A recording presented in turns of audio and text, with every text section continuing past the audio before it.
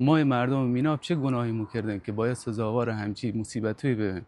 پسر تو زه کشت و فرار تو که برادر من 3 روز پیش توسط عوامل نیروی انتظامی یگان تکاوری مورد شلیک گلوله از ناحیه سر قرار گرفته.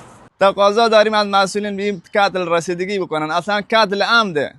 کدوم قانون همچه اجازه به مأمور داده که با 4 تاق پارچه تیر مستقیم به سر جوانان ما بزنن؟ درخواستی که مهم هسته اینه که از آقای دادستان استانی که به شکایت ما رسیدگی بکن. سلام و عرض ادب خدمت رئیس قوه قضاییه محترم، فرماندهی محترم نیروی انتظامی. میخوام بدونم به چه جرمی، برای چی، چرا برادر منو کشتن؟ آخه به چه جرمی؟ آیا به خاطر 4 تاک پارچه باید بزنن و صحنه رو ترک بکنن؟ چرا شوهر به غریب تو بیابون گیر شوارده؟ جرمی چی بوده مگه؟ به خاطر چه؟ به خاطر چه تنها و غریب تو بیابون تیر شو زدن بلشو کردن رو حالا ما جوابی پسر اینو چی بگیم؟ این چطوری بزرگ بشه؟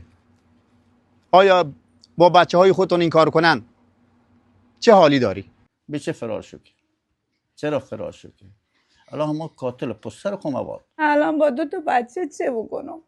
جواب بچه هم میکرده، جواب بچه هم میکرده، حسرتی که بچه هم ای به بعد تو دلشون همونه جواب بچه هم میکرده.